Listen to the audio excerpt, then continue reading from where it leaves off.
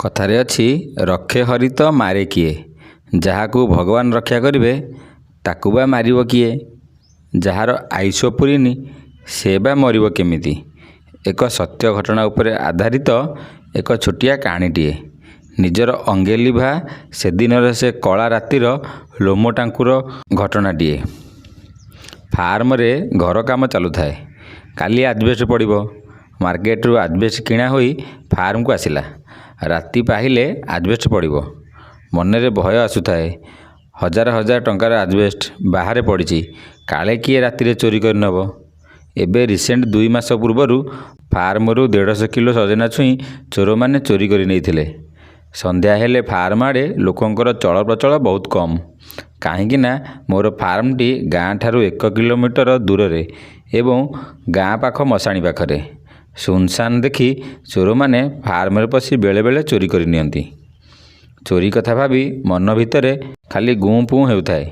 କାଳେ ଚୋରମାନେ ରାତିରେ ଆଜବେଷ୍ଟ ଚୋରି କରି ନେବେ। ଏମିତି କେତେ କ'ଣ କଥା ଭାବୁଥାଏ। ଜଣେ ଭାଇ ଆସି ପାଖରେ ପହଞ୍ଚିଲେ। ପଚାରିଲେ, ଆରେ କ'ଣ ହେଇଛି, ଭାରି ଟେନସନରେ ଅଛୁ? ଭାଇଙ୍କୁ ସବୁ କଥା କହିଲେ। ଭାଇ କହିଲେ, ଏଇ କଥାକୁ ଏତେ ଟେନସନ୍? ଗୋଟିଏ ରାତିର କଥା, ମୋତେ ଡାକିବୁ, ରାତିରେ 2 ଜଣ ଯାକ ପଳେଇ ଆସିବା। ଗୋଟିଏ ରାତି ଜଗିଦେବା, ସକାଳୁ ତ ଆଜବେଷ୍ଟ ପଡ଼ିବ। ଭାଇଙ୍କ କଥା ଶୁଣି ମନରେ ଟିକିଏ ଟେନସନ୍ ଦୂର ହେଲା। କିନ୍ତୁ ମନରେ ଆଉ ଗୋଟିଏ ଚିନ୍ତା ମାଡ଼ି ବସିଲା। ସନ୍ଧ୍ୟା ହେଲେ ଗାଁ ମଶାଣି ରାସ୍ତା ଦେଇ ଲୋକ ଯିବା ଆସିବା କରନ୍ତି ନାହିଁ। ରାତିଯାକ ମଶାଣିରେ ରହିବା କେମିତି? ଶୀତ ରାତି ଚାହୁଁ ଚାହୁଁ ରାତି ମାଡ଼ି ଆସିଲା। ମଶାଣିରେ ନାଇଟ୍ ଡ୍ୟୁଟି ପାଇଁ ବାହାରିଲୁ। ଗାଁ ଲୋକମାନେ ଭାରି ଅବାଗିଆ ଲୋକ। ଏମିତିରେ ମଣିଷ ଡରିକି ଅଛି। ଗଲାବେଳେ କହୁଛନ୍ତି, ପୁଅ ଦେଖିକି ରାତିରେ ରହିବୁ। ଅମକ ଝିଅ ମଶାଣିରେ କାନ୍ଦେ। ଅମକ ମା ମଶାଣି ବରଗଛ ପାଖରେ ଆସି ବସେ। ଲୋକଙ୍କ କଥା ନ ଶୁଣି ଗାଡ଼ି ଷ୍ଟାର୍ଟ କରି ଭାଇ ଆଉ ମୁଁ ଯାଇ ଫାର୍ମ ପାଖରେ ପହଞ୍ଚିଲୁ। କିଟି କିଟି ଅନ୍ଧାର ରାତି। କେଁ କେଁ ଶବ୍ଦରେ ଚାରିଆଡ଼ କମ୍ପି ଯାଉଥାଏ। ଆମେ 2 ଜଣ ଫାର୍ମ ପାଖରେ ବସି କେତେ କଥା ହେଲୁ। ମୋର କିନ୍ତୁ ମନ ଖାଲି ମଶାଣି ଆଡ଼େ ଥାଏ। ଆସିଲା ବେଳେ ଗାଁ ଲୋକ କହିଥିବା କଥା ଗୋଟି ଗୋଟି କରି ମୋର ମନେ ପଡ଼ିଯାଉଥାଏ। ଏମିତିରେ ଡରି ଡରି କିଛି ସମୟ ରହି ଘରକୁ ପଳେଇ ଆସିଲୁ। ରାତି ପାହି ସକାଳ ହେଲା।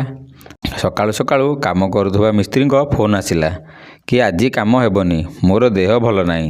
ଆଉ ତା ପରଦିନ ସଂକ୍ରାନ୍ତି, କାମ ହେବନି। 2 ଦିନ ପରେ ଯାଇ ତମ କାମ ହେବ। ଟେନସନ୍ ଆହୁରି ବଢ଼ିଗଲା। ଆହୁରି 2 ଦିନ ମଶାଣିରେ ନାଇଟ୍ ଡ୍ୟୁଟି କରିବାକୁ ପଡ଼ିବ। ଯାଇକି ଭାଇଙ୍କୁ ସବୁ କଥା କହିଲି। ଭାଇ ବି ସାହସ ଦେଲେ, ହଉ ଆଉ 2 ଦିନ ଜଗିଦେବା। ଏମିତି ଡରରେ ଡରରେ 2 ଦିନ ଜଗିଦେଲୁ। ତୃତୀୟ ଦିନ ସଂକ୍ରାନ୍ତି। ଘରୁ ଖାଇ ପିଇ ମଶାଣିରେ ନାଇଟ୍ ଡ୍ୟୁଟି ପାଇଁ ବାହାରିଲୁ। ବାପା କହିଲେ, ଆଜି ସଂକ୍ରାନ୍ତିଟାରେ କାହିଁ ସେ ମଶାଣି ଆଡ଼େ ଯାଉଛୁ? ଇଏ କ'ଣ ପାଇଁ ଆମ ଆଜବେଷ୍ଟ ଚୋରି କରିବ ମ? ଯାଆନି ଥାଉ। ମୁଁ କହିଲି, ନା ମ, ଏ ଲୋକଙ୍କୁ ଭରସା ନାହିଁ। ସଜନା ଛୁଇଁ ଚୋରି କରି ନେଉଛନ୍ତି, ହଜାର ହଜାର ଟଙ୍କାର ଆଜବେଷ୍ଟ ଛାଡ଼ିଦେବେ ଆଉ। ଏହା କହି ଗାଡ଼ି ଷ୍ଟାର୍ଟ କରି ବାହାରିଲି। ବାପା କହିଲେ, ହଉ ଯାଉଛୁ ଯଦି ବେଶୀ ରାତି ଯାଏଁ ରହିବୁନି, ଜଲ୍ଦି ପଳେଇ ଆସିବୁ। 2 ଜଣ ଯାକ ଯାଇ ଫାର୍ମ ପାଖରେ ପହଞ୍ଚିଲୁ। ଏମିତି କିଛି ସମୟ ଫାର୍ମରେ ରହି ଘରକୁ ବାହାରିଲୁ। ଗାଡ଼ି ଷ୍ଟାର୍ଟ କରି ଟିକିଏ ବାଟ ଆସିଛୁ, ଗାଡ଼ିର ଲାଇଟ୍ ଯାଇ ମଶାଣି ପାଖ ଥିବା ବରଗଛ ଉପରେ ପଡ଼ିଲା। ବରଗଛ ଡାଳରେ କେହି ଜଣେ ଧଳା ଚାଦର ଘୋଡ଼ି ହୋଇ ବସିଥିବାର ମୁଁ ଦେଖିଲି। ହଠାତ୍ ଗାଡ଼ି ବ୍ରେକ୍ ମାରିଲି, ଆଉ ରହିଗଲି। ଭାଇ କହିଲେ, ଆରେ କ'ଣ ହେଲା, ରହିଲୁ କ'ଣ ପାଇଁ? ସେତେବେଳକୁ ମୁଁ ପୁରା ଡରିକି ଛାନିଆ। ମୋ ଦେହର ଲୋମ ସବୁ ଟାଙ୍କୁରି ଉଠୁଥାଏ। ଧୀର ସ୍ୱରରେ ଭାଇଙ୍କୁ କହିଲି, ଭାଇ ସେ ବରଗଛରେ କିଏ ଗୋଟାଏ ବସିଛି। ଭାଇ କହିଲେ, ଚାଲ ବେ, ମଶାଣି ବୋଲି ତୋତେ ସେମିତି ଲାଗୁଛି। ଚାଲ ଗାଡ଼ି ଷ୍ଟାର୍ଟ କର, ଘରକୁ ଯିବା। ମୁଁ କହିଲି, ନାଇଁ ଭାଇ, ସତରେ କିଏ ଗୋଟାଏ ବସିଛି। ଭାଇ କହିଲେ, ଦେଖି ଦେଖି ଲାଇଟ୍ ମାଇଲୁ, କିଏ କେଉଁଠି ବସିଛି। ଡରି ଡରି ଗାଡ଼ିର ଫ୍ଲାସ୍ ଲାଇଟ୍ ଅନ୍ କଲି। ଭାଇ ଦେଖିଲେ, ଆରେ ହଁ ରେ, ସତରେ କିଏ ଗୋଟାଏ ବସିଛି। ଏହା କହି ଗାଡ଼ିରୁ ତଳକୁ ଓହ୍ଲାଇ ପଡ଼ିଲେ। ମୁଁ କହିଲି, ଭାଇ ଗାଡ଼ିରେ ବସ, ଆମେ ଜୋରରେ ଗାଡ଼ି ଷ୍ଟାର୍ଟ କରି ପଳେଇବା। ଯିଏ ବସୁ, ଆମର କ'ଣ ଯାଉଛି। ଭାଇ କହିଲା, ଆରେ ନାଇଁ ନାଇଁ, ଡରନି, ଏ ଶଳା କିଏ ଗୋଟାଏ ଚୋରି କରିବାକୁ ଆସିଥିବ। ଆମକୁ ଦେଖି ଗଛରେ ଚଢ଼ିକି ଲୁଚିଛନ୍ତି। ଆମେ ଗଲେ ଚୋରି କରିଥାନ୍ତେ। ଏହା କହି ଜୋରରେ ପାଟି କଲେ। କିଏ ସେଠି? ଗଛ ଉପରେ କିଏ? କ'ଣ ତମକୁ ଶୁଭୁନି? କିଏ ସେଠି? ଗଛ ଉପରେ କିଏ ବସିଛ ମୁଁ ପଚାରୁଛି ବା, ତମକୁ ଶୁଭୁନି ନା କ'ଣ? ଏମିତି କହି କହି ଗଛ ପାଖକୁ ପଳେଇଲେ। ମୁଁ ଏଠି ଗାଡ଼ି ଉପରେ ଡରରେ ଥରୁଥାଏ। ଭାଇ ଯାଆନି ଯାଆନି କହି ଗାଡ଼ି ଉପରୁ ଓହ୍ଲାଇ ଭାଇଙ୍କ ପାଖକୁ ଗଲି। ଭାଇ ଦୁଇଟି ପଥର ଉଠାଇ ଗଛକୁ ମାରିଲେ। ଗଛ ଉପରେ ଥିବା ଧଳା ଚାଦର ଘୋଡ଼ା ଜିନିଷଟି ଟିକିଏ ହଲିବାକୁ ଲାଗିଲା। ଚାଦରଟି ହଲିବା ଦେଖି ମୋର ଟିକିଏ ସାହସ ହେଲା। ମୁଁ କନଫର୍ମ ହୋଇଗଲି ଯେ ଇଏ କେହି ଜଣେ ଚୋର। ମଶାଣି ପାଖ ହୋଇଥିବାରୁ ଡର ବି ଲାଗୁଥାଏ। ଏତିକି ଭିତରେ ଭାଇ ଯାଇ ଗଛ ପାଖରେ ପହଞ୍ଚି ଯାଇଥାନ୍ତି। କିଏ କିଏ କହି ଫଟ୍ କିନା ଚାଦରଟାକୁ ତଳକୁ ଭିଡ଼ିଦେଲେ। ଆଉ ଯାହା ଦେଖିଲୁ ଆମ ପାଦ ତଳୁ ମାଟି ଖସିଗଲା। ଗାଁର ଜଣେ ବୟସ୍କ ଲୋକ, ବୟସ 50ରୁ 55 ଭିତରେ ହେବ, ବେକରେ ଦଉଡ଼ି ଲଗାଇ ଗଛ ଡାଳରେ ବାନ୍ଧି ବସିଛି ଆତ୍ମହତ୍ୟା କରିବ ବୋଲି।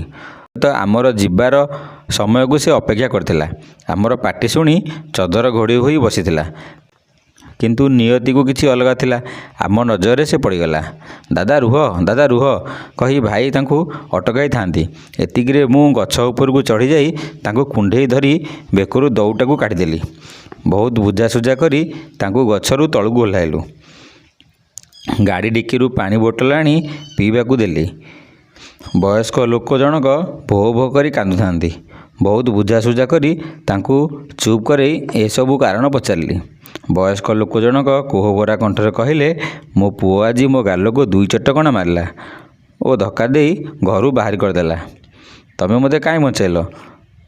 ମୋତେ ଛାଡ଼, ମୁଁ ଆଜି ମରିବି, ମୋର ବଞ୍ଚିବାର ନାହିଁ। ଏମିତି କହି ଭୋ ଭୋ କାନ୍ଦିଲେ। ବାପକୁ ପୁଅ ବାଡ଼େଇବା ବହୁତ ଲଜ୍ଜାକର କଥା। କ'ଣ ହୋଇଛି କ'ଣ ନାହିଁ, ଆସ ଘରକୁ ଯିବା, କଥା ହେବା। ଏହା କହି ତାଙ୍କୁ ବୁଝାଇ ସୁଝାଇ ଗାଡ଼ିରେ ବସାଇ 3 ଜଣ ଯାକ ଘରକୁ ଆସିଲୁ ଏବଂ ତାଙ୍କୁ ନେଇ ତାଙ୍କ ଘରେ ଛାଡ଼ିଲୁ।